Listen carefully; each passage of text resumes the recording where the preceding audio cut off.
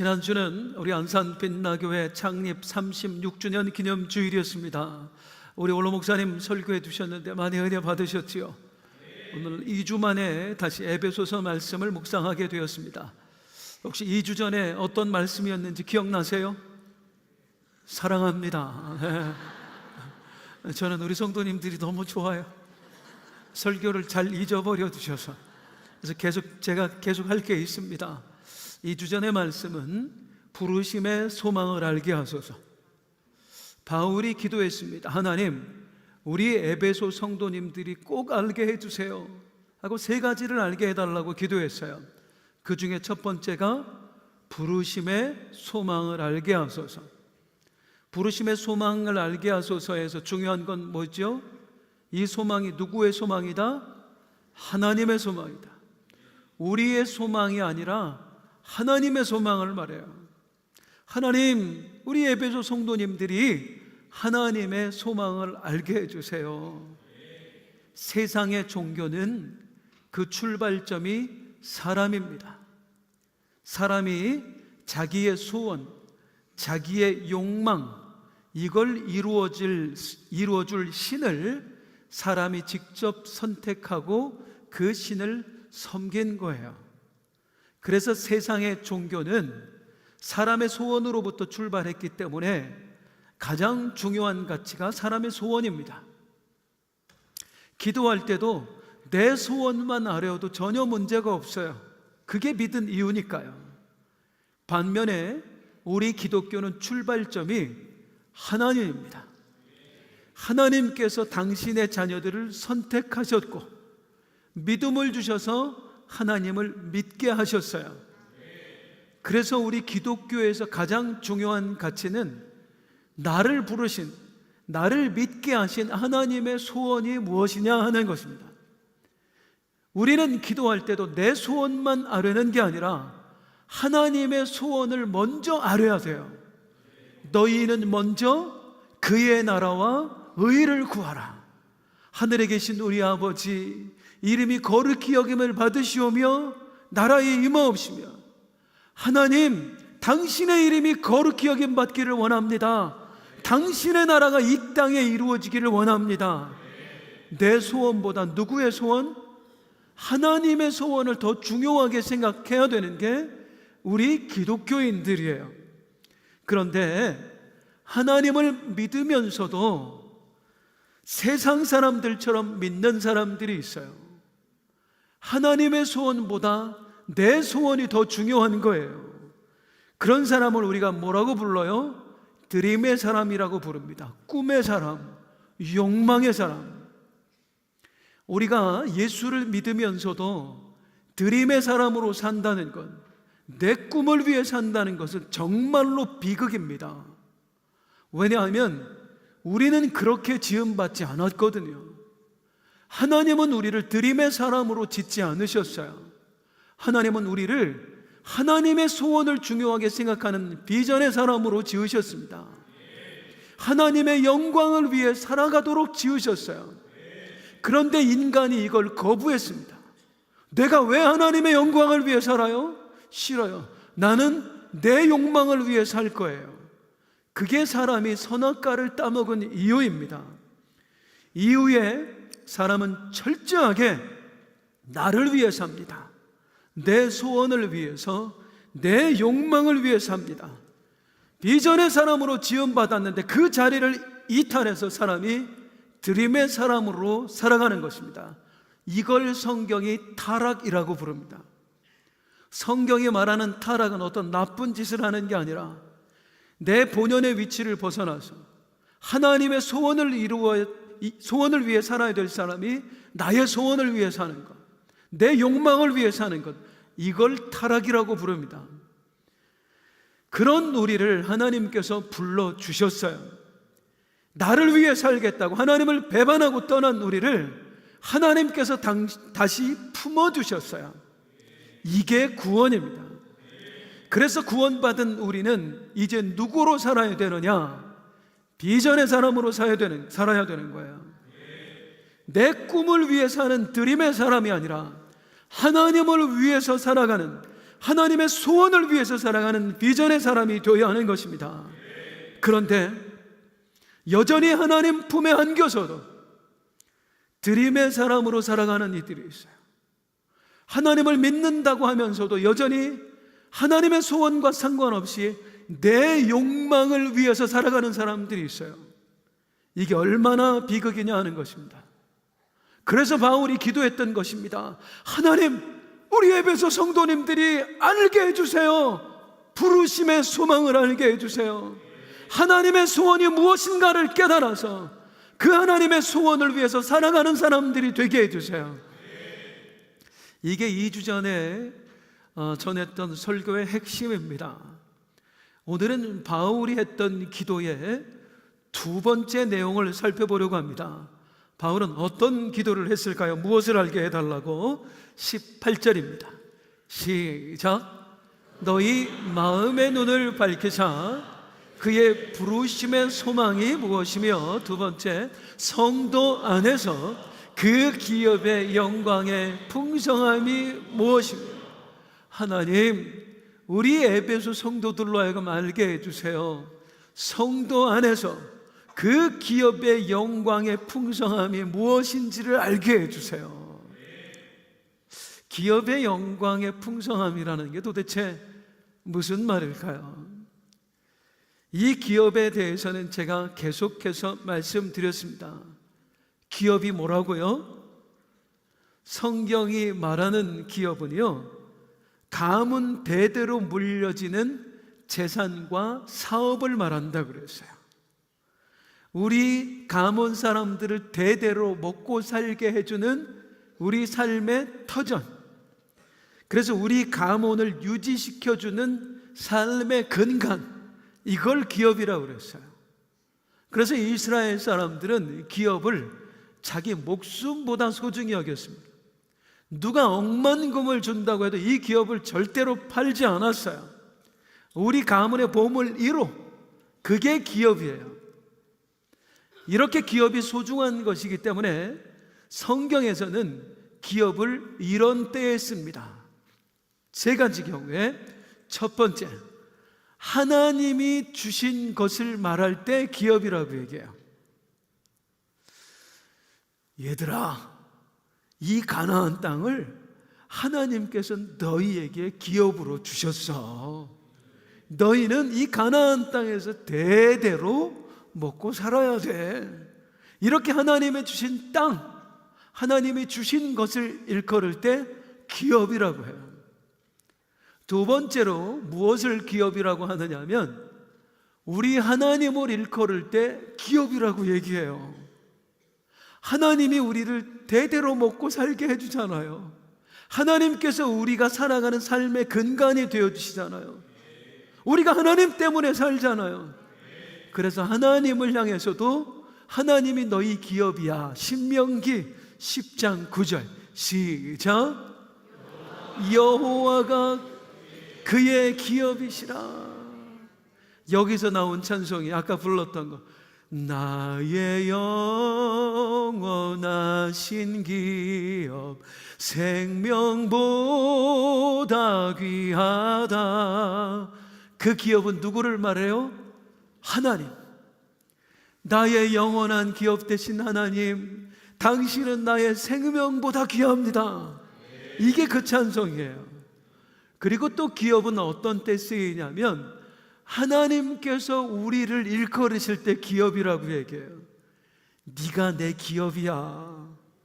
나는 너 때문에 살아. 너는 나를 유지시켜주는 나의 근간이야. 네가 나의 보물 1호야.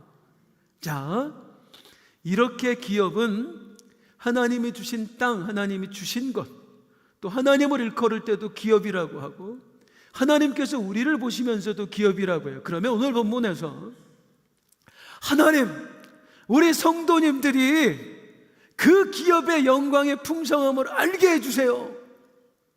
이 기도에 나오는 기업은 이 셋 중에 어떤 걸까요? 첫 번째 걸까요? 첫 번째 걸까요? 첫 번째 겁니다. 이 가나안 땅은 당신의 것입니다. 이건 하나님이 여러분에게 주신 기업입니다 할 때 그 기업. 다시 말하면 바울이 뭐라고 기도했느냐면, 하나님, 우리 에베소 성도들로 하여금 알게 해주세요. 하나님께서 우리 조상들에게 이 가나안 땅을 기업으로 주신 것처럼 우리 믿는 자들에게 저 천국을 기업으로 주셨음을 알게 해주세요. 그리고 그 천국의 영광의 풍성함이 얼마나 큰지도 알게 해주세요. 이 기도한 거예요. 천국에 대해서 알게 해달라고요. 그러면 왜 이런 기도를 했을까요? 바울은 뭐 때문에? 에베소 교회를 향한 바울의 염려가 있었습니다. 우리가 금요일에 딱 지금 이 부분을 몇 주째 보았는데요, 성령터치 사도행전 강해에서 바울은 이 에베소에서 3년 동안 목회를 했었어요. 3년 목회한 곳을 떠날 때에 바울이 에베소 장로들에게 이런 당부를 합니다. 장차 내가 떠나고 나면 에베소에 이런 일이 일어날 겁니다 하고 경고해요. 사도행전 20장 29절 30절 시작. 내가 떠난 후에 사나운 이리가 여러분들에게 들어와서 그 양떼를 아끼지 아니한, 또한 여러분 중에서도 제자들을 끌어 자기를 따르게 하려고 어그러진 말을 하는 사람들이 일어날 줄을 내가 아노. 바울이 에베소 교회를 향해 뭐라고 경고하냐면, 여러분, 내가 떠나고 나면 이 에베소 교회 공동체 안에 이리떼가 들어올 것입니다. 이리떼는 누구를 말하는 거예요? 마귀를 말하는 거예요. 그 마귀가 이단이라는 이리의 모습으로 여러분을 찾아와서 유혹할 것입니다. 그 마귀가 제국의 핍박이라고 하는 이리의 모습으로 찾아와서 여러분을 물어뜯을 것입니다. 이런 경고를 남겨요. 실제로 몇 년 후에 이 일이 이루어집니다. 수많은 이단들이 들어오고요, 드디어 로마 제국의 핍박이 거세게 가해집니다. 어마어마한 핍박이 이제 초대교회에 가해지는 거예요. 그래서 바울이 염려가 된 거예요. 그 마귀의 공격 앞에 에베소 성도들이 믿음을 잃어버릴까 봐 염려가 된 거예요. 우리 에베소 성도님들, 그 이단의 유혹 앞에 흔들리면 어떡하지? 로마 제국의 핍박 앞에 예수 그리스도를 부인하고 교회를 떠나게 되면 어떻게 하지? 저들이 믿음을 다 잃어버리면 어떻게 하지? 염려해요. 사실 나중에 시간이 지나서 에베소 교회는 이 바울이 염려한 대로 되고 맙니다. 어마어마한 핍박이 가해지면서 이 에베소 교회가 무너져 내려요. 흔들거립니다. 나중에 몇 년 지나 바울이 순교하고 나서 우리 성령께서 사도 요한을 통해 에베소 교회에게 강하게 책망하신 말씀이 있어요. 자, 요한계시록 2장 4절입니다. 시작. 그러나 너를 책망할 것이 있나? 너의 처음 사랑을 버렸느니라. 바울이 염려했는데 그게 실제로 일어난 거예요. 이단이라는 이리떼 앞에 수많은 성도들이 흔들리고 교회를 떠났어요. 핍박이라고 하는 이리 앞에 많은 그리스도인들이 예수를 버리고 세상으로 나아가 버렸어요. 그걸 염려했던 거예요, 바울이. 그 일이 일어날까 봐. 그래서 뭐라고 간구하냐면, 하나님, 우리 에베소 성도님들 믿음 잃어버리면 안 돼요. 저들이 어떤 핍박 가운데서도 믿음을 잃지 않도록 도와주세요. 저들에게 하나님이 주신 기업, 그 천국의 영광의 풍성함을 알게 해주세요. 그리고 그 천국을 향한 믿음으로 그들이 어떤 핍박도 이겨낼 수 있게 해주세요. 바울이 이 기도를 한 것은 그 바울의 경험에서 비롯되었습니다. 지금 바울이 에베소 성도들이 당할 핍박을 걱정을 하고 있는데요, 사실 바울이 당한 핍박은 이루 말할 수 없을 정도였습니다. 바울이 그의 사역을 감당하면서 어떤 핍박들을 당했는지 바울이 고백하는 내용이 있어요. 고린도후서 11장 23절에서 27절인데 우리 천천히 한번 읽어보죠. 시작. 내가 수고를 넘치도록 하고 옥에 갇히기도 더 많이 하고 매도 수없이 맞고 여러 번 죽을 뻔하였으니 유대인들에게 40에서 하나 감한 매를 5번 맞았습니다.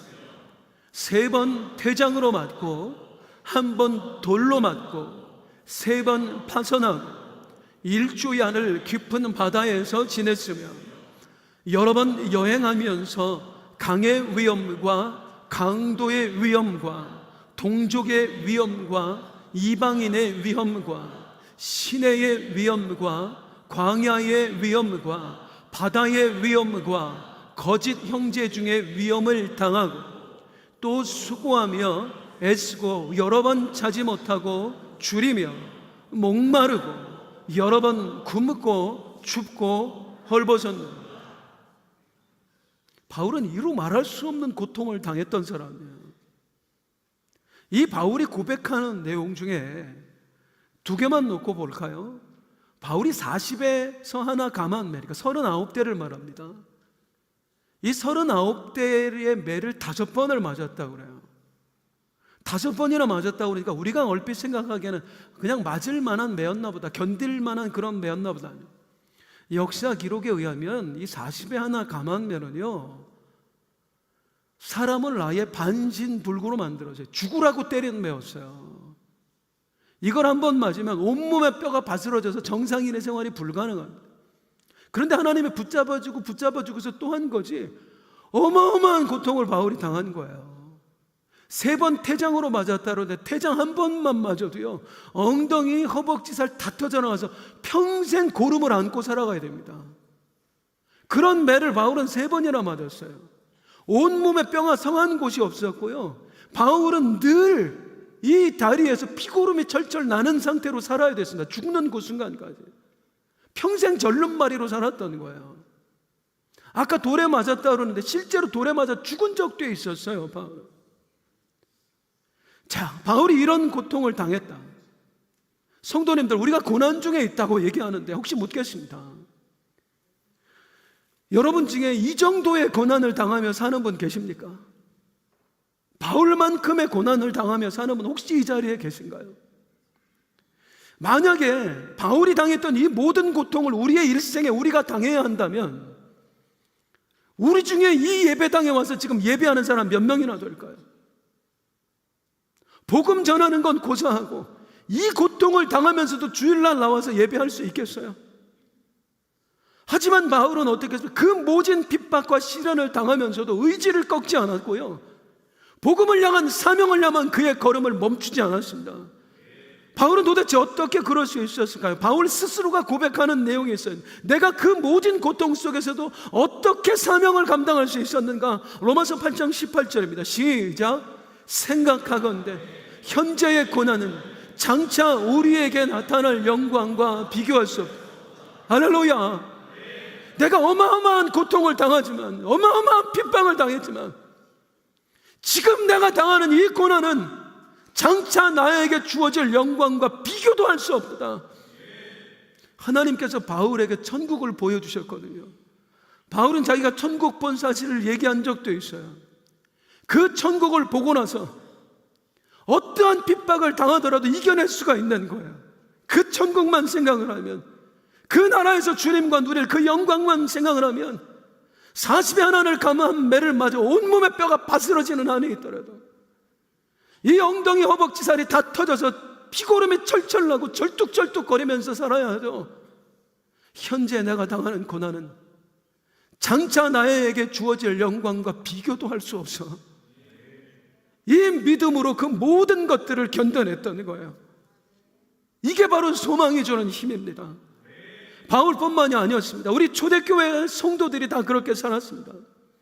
초대교회 성도들이요, 어떤 이는 십자가에 못 박혀 죽고, 어떤 이는 산채로 끓는 가마 속에, 기름가마 속에 던져졌습니다. 그게 사도 요한입니다.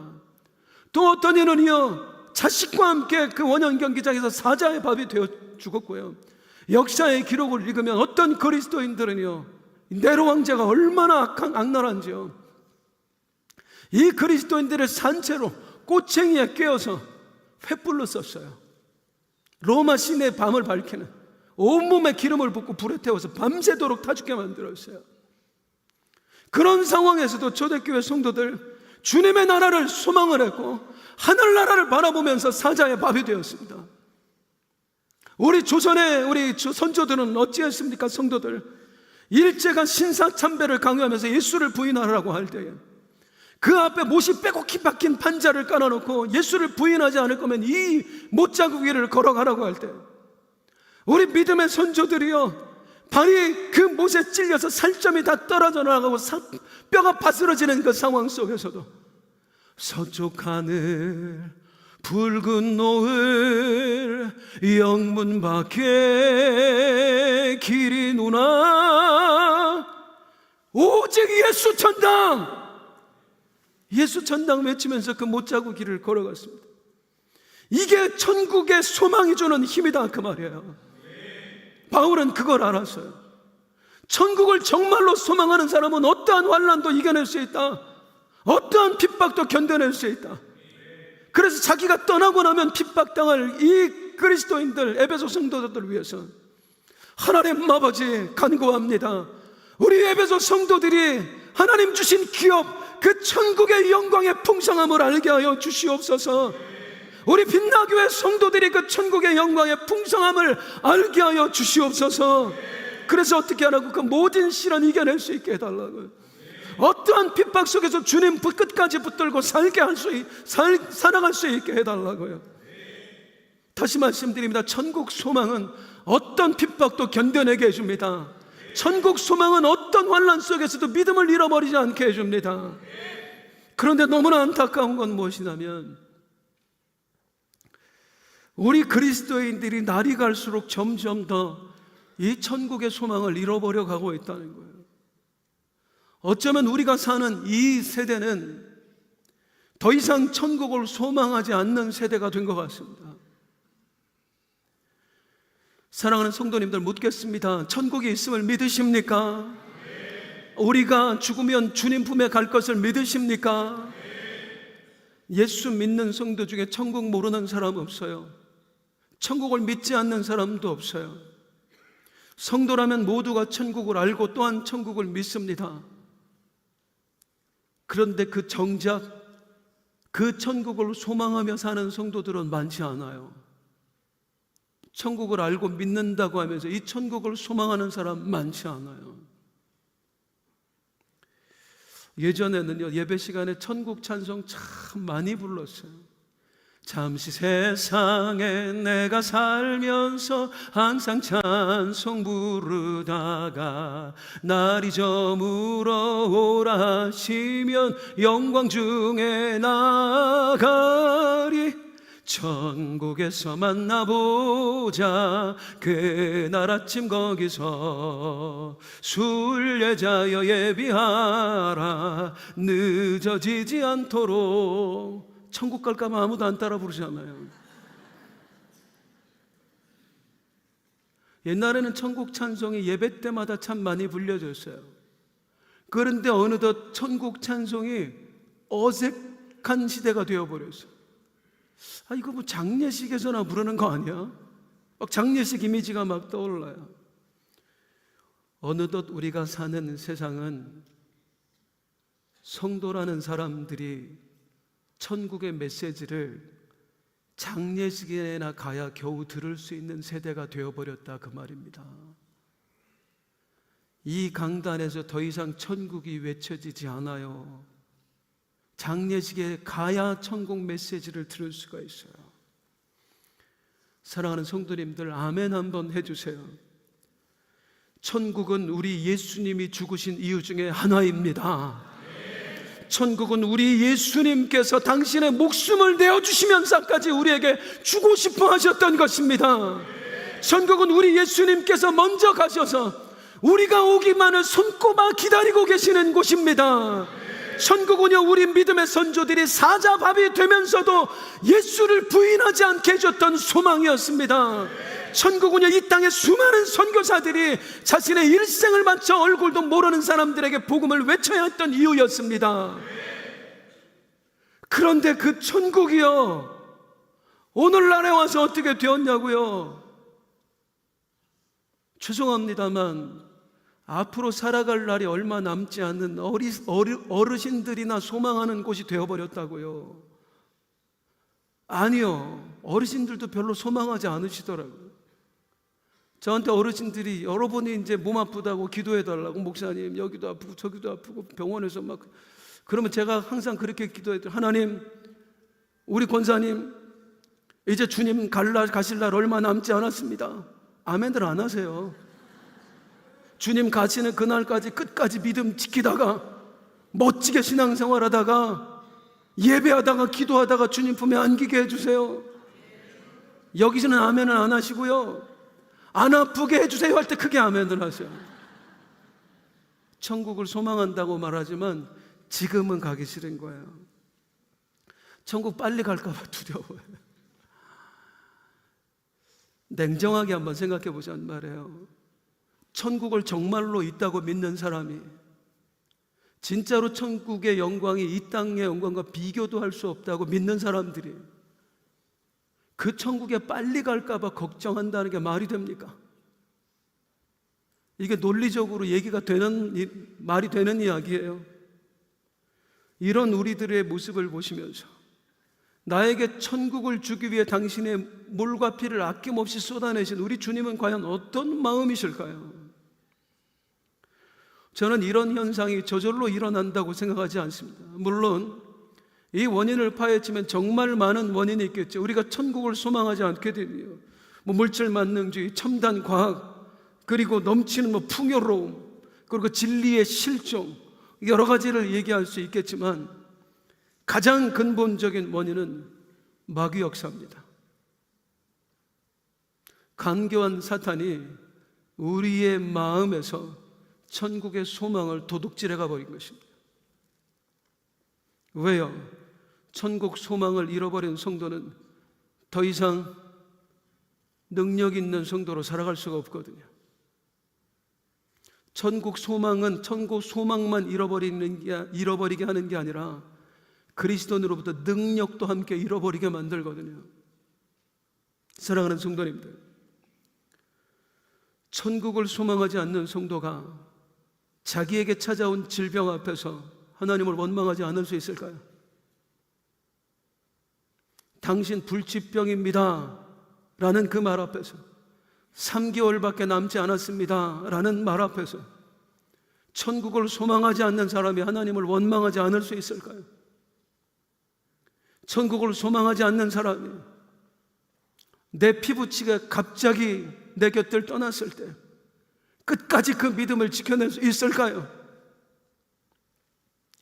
만일 이 시대에 초대교회에 들이닥쳤던 그 정도 수준의 핍박이 가해진다면, 예수 믿는 것 때문에 십자가에 못 박혀야 되고, 예수 믿는 것 때문에 끓는 기름가마에 던져져야 되고, 예수 믿는 것 때문에 사자의 밥이 되어야 되고, 예수 믿는 것 때문에 꼬챙이에 깨어 횃불로 타 죽어야 되는 순간이 온다면 과연 오늘 이 시대에 예수를 끝까지 믿을 수 있는 사람이 얼마나 될까요?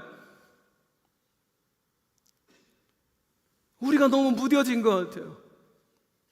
계시록에 기록된 그 최후의 환난, 그 마지막 때가 정말로 안 올 거라고 믿으십니까?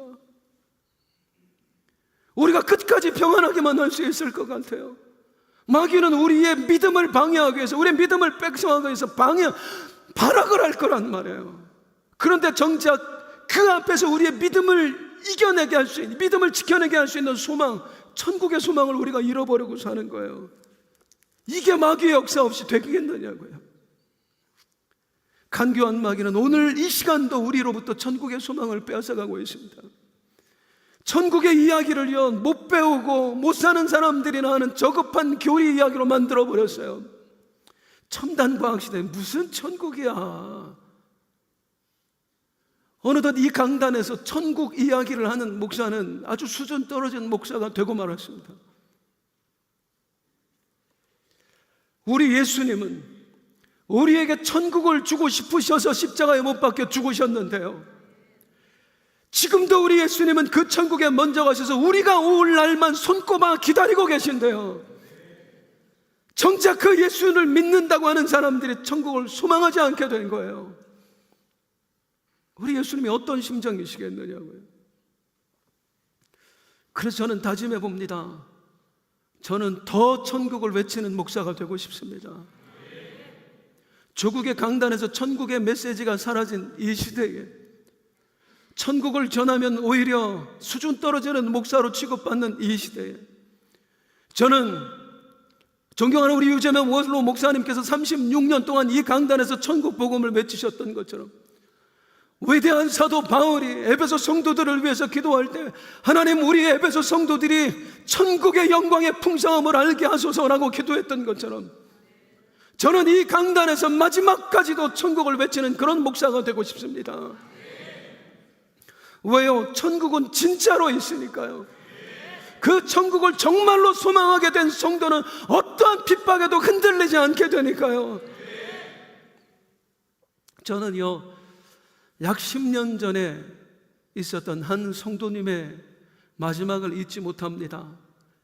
제가 교구를 맡아 사역할 때 우리 교구원이셨어요. 고 김옥렬 집사님이십니다. 아마 아시는 분들 몇 분 계시지요? 나중에 알았어요. 돌아가시고 나서 얼마나 참 우리 김옥렬 집사님이 힘들게 사셨는지. 가난한 집, 지독히도 가난한 집 맏딸로 태어나셨습니다. 그래서 우리 집사님은 학교를 못 다니셨어요. 집이 너무나 가난해서. 어린 마음에 나는 학교를 못 다녔지만 내 동생들만큼은 그렇게 만들 수 없다. 그 어린애가 집을 나가서 공장을 다니면서 자기가 버는 모든 돈을 집에 다 보내줬습니다. 동생들만큼은 공부시켜주라고. 그렇게 해서 그 동생들이요, 전부 다 대학 나왔어요. 이 동생들이 누나라면 그냥 하나님처럼 생각을 해요. 그런데 정작 본인은 너무 힘들게 사셨어요. 외롭고. 결혼 생활이 참 여의치 않아서 나중에 혼자가 되셨습니다. 그러던 어느 날 건강검진을 받았는데 암이라고 하는 진단을 받았어요. 진단을 받았을 그 당시에 간암 말기였습니다. 진단받고 딱 4개월 살고 가셨어요. 그때 우리 집사님 나이가 60도 안 됐을 때입니다. 젊은 나이에 가신 거예요. 고생만 하다가. 그 임종의 순간을 잊지 못해요. 제가 직접 보지는 못했고 남동생에게 들은 이야기예요. 예수 안 믿는 남동생에게. 의사가 이제 마지막이라고 오늘 고비를 오늘 아마 임종하실 거라고 얘기를 듣고 동생들이 다 모였어요. 누나, 언니 그 침상에 모여 앉아서 다들 울고 있는데 갑자기 우리 집사님께서 침대에 걸터 앉으시더니 얘들아, 잠깐만 자리 좀 비켜줄래? 아니, 누나 마지막인데 함께 있어야지. 그래서 왜요? 그랬더니 우리 주님이 나 데리러 오셨어. 우리 주님이 천군 천사 함께 나를 데리러 오셨어. 나 우리 주님하고 대화 좀 하고 싶으니까 잠깐 자리를 좀 비켜줄래? 그래서 이제 커튼을 쳐드리고 자리를 비켜드린 거야. 그 사이에 누님이 예수님하고 대화를 하는데 대화의 내용 들어보니까 고생 많았다 내 딸아. 뭐 예수님 음성은 못 들지만 누나 소리는 들리잖아요. 아니, 자리를 비켰는데 어떻게 들어요? 멀리 안 가지요. 옆에 그냥 커튼 옆에 듣고 있는 거예요. 궁금해가지고.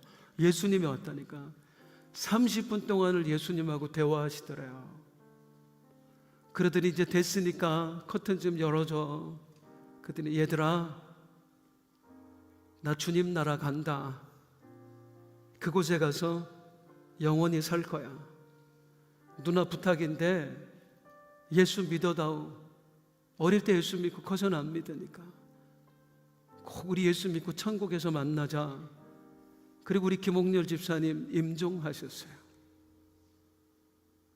그 동생분이 저한테 목사님, 제가 이제 알게 됐습니다. 천국은 정말로 있었습니다.